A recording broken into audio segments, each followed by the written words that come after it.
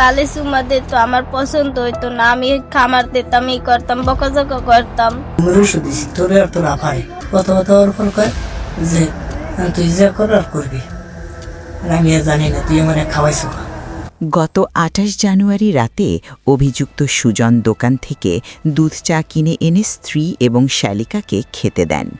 ওই চা পান করার কিছুক্ষণ পরেই দুই বোন শারীরিকভাবে অবশ হয়ে গভীর ঘুমে তলিয়ে যান। সকালে জ্ঞান ফেরার পর ভুক্তভোগী বুঝতে পারেন রাতের আধারে তার সাথে ঘটে গেছে এক জঘন্য অপরাধ।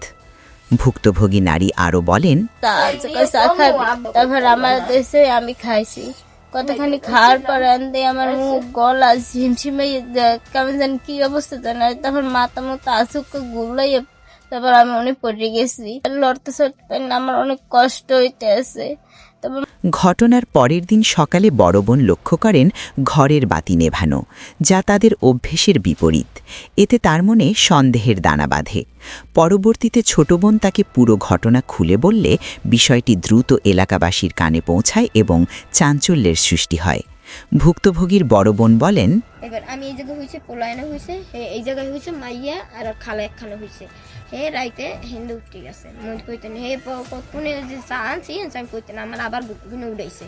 ও চাই চা আর খালায় ওরে দেয় চা, আর ওরে দিতে দেয় না, কয় না তোর লেগে আনছে তুই খেসা, তোর লেগে আনছে তুই খা। ওদের দেয় আর হে ফিরাই দেয়, ওরে দেয় হে ফিরাই দেয়। চা খাইতে ওরে দেয় না, ছোট মানে ওরে দেয় না, ওরেই খাওয়াইছে চা সব।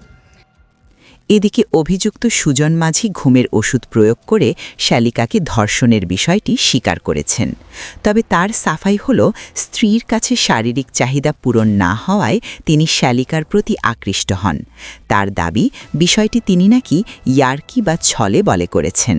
অভিযুক্ত সুজন মাঝি বলেন, যে তুই যা কর আর করবি, আর আমি আর জানি না তুই আমার খাওয়াইছো। হ্যাঁ শেষকালে আমার গায়ে দিস না, সবই জানি ওজা কি আছে। আমি পরবর্তীতে ওজন আমার কইছে, তখন ওর লাগে মেলামেশা করছি, আর করিনি। সময় করছি ইয়েরকি ফিল্মে করিয়ে লাইছি, মানে ইয়েরকি কথায় কথায় করিয়ে লাইছি।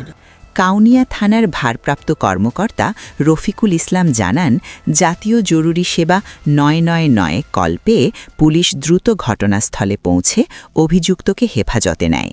এ ঘটনায় ভুক্তভোগী পরিবারের পক্ষ থেকে লিখিত অভিযোগ পেলে পরবর্তী আইনি ব্যবস্থা গ্রহণ করা হবে।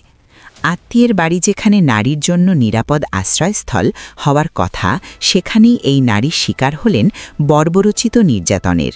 পেশায় রিকশা চালক অভিযুক্ত সুজন মাঝি কাউনিয়া বিসিক এলাকার মোতাহার মাঝির ছেলে।